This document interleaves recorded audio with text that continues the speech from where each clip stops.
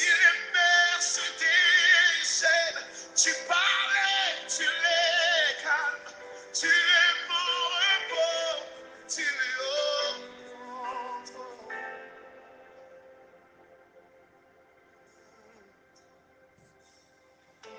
Dans la vallée, je crois, ton Saint-Esprit est là, il me conduit.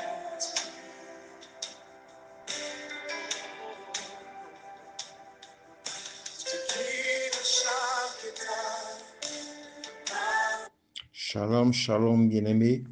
Que Dieu te bénisse ce matin, que sa grâce demeure sur ta vie. Heureux de te retrouver sur notre plateforme Le Pain Quotidien. C'est la même qui nous permet d'être à l'image et à la ressemblance de notre Seigneur Jésus-Christ.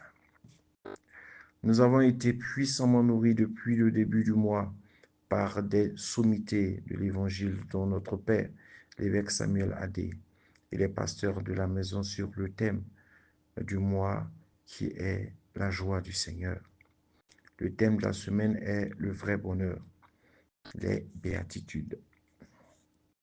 Et nous parlons ce matin d'être des artisans de paix, tiré de la Bible en Matthieu 5, verset 9.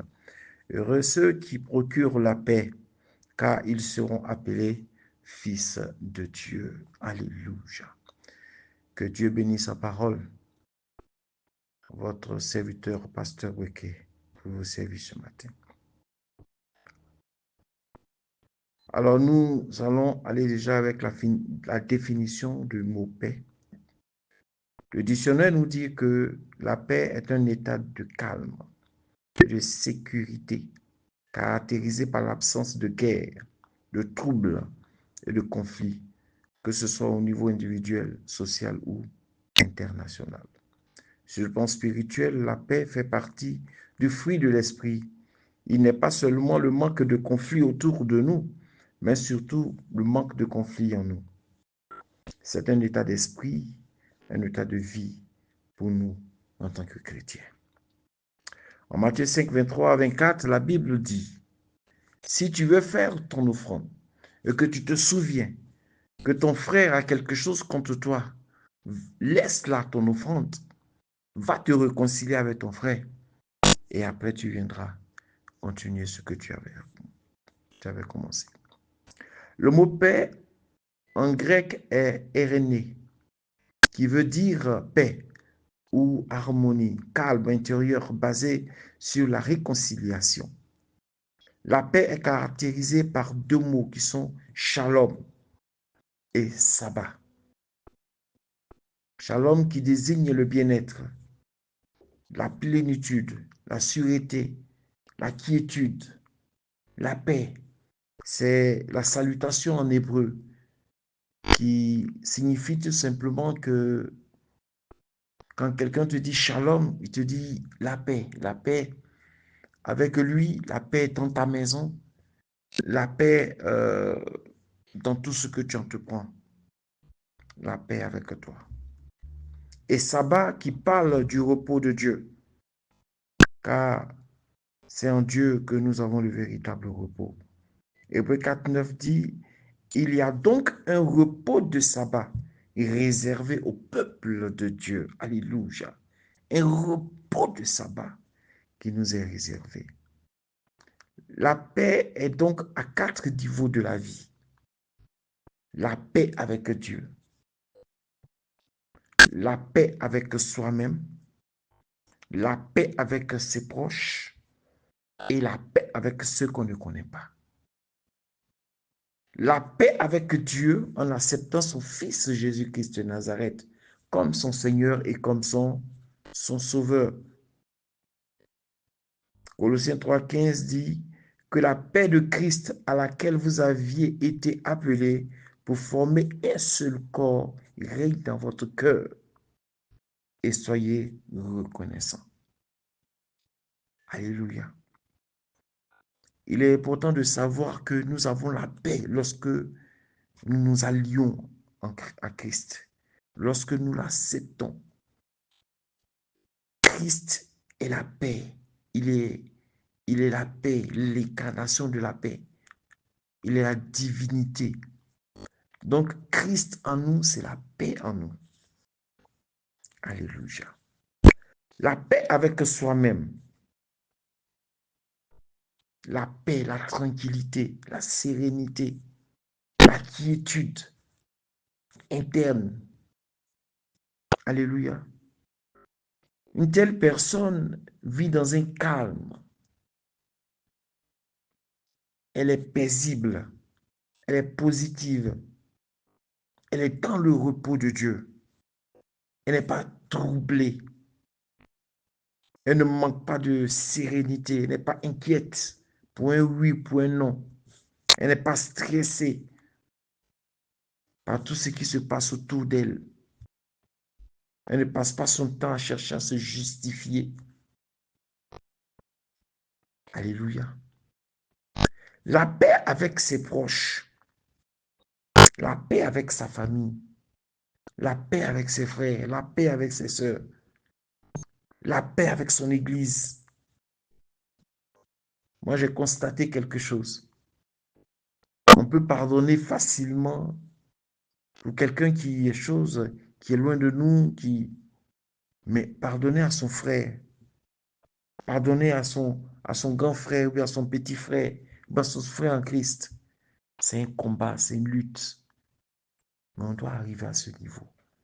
On doit nous pardonner mutuellement et être en paix avec son prochain, avec ses frères et ses sœurs.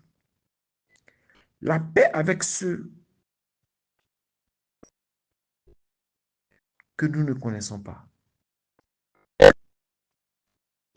Ceux qui sont loin de nous. Ceux qui sont étrangers à notre vision. Il est important que nous ayons la paix avec ces personnes. Que nous ne passions pas le temps à les juger, à les condamner, à les traiter de tous les maux. Parce qu'elles ne comprennent pas notre vision, parce qu'elles ne rentrent pas dans notre vision.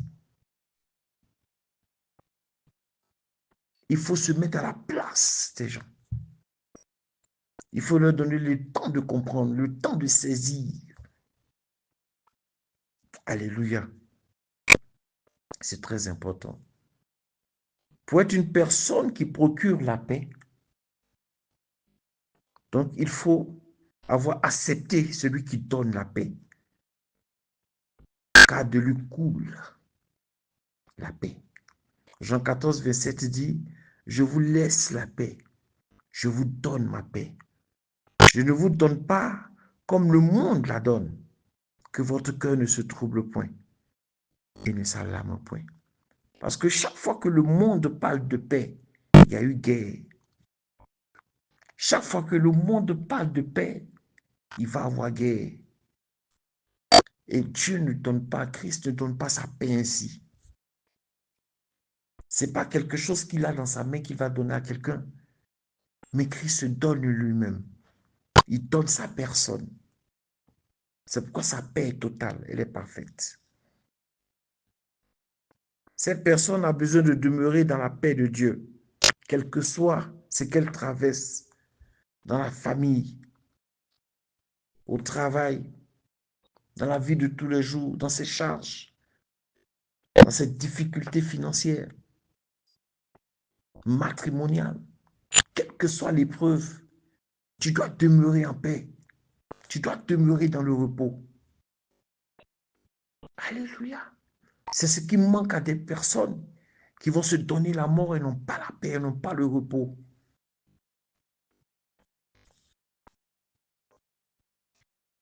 Et la troisième chose, il faut avoir les deux éléments que j'ai cités plus haut. Shalom, sabbat, paix, repos. Alors, nous serons appelés fils de Dieu. Parce que nous pourrons procurer la paix autour de nous. Nous serons appelés fils de Dieu parce que la paix, sans forcer, sans effort, va contaminer, va toucher, va permettre à des personnes d'accepter le Seigneur Jésus-Christ dans notre entourage. Que Dieu vous bénisse et que sa paix demeure sur vos vies. Au nom de Jésus-Christ de Nazareth. Père, je prie que ta paix, que ton shalom accompagne quelqu'un, accompagne un bien-aimé toute cette journée. Reçois la louange, papa, et reçois l'adoration au nom de Jésus. Amen.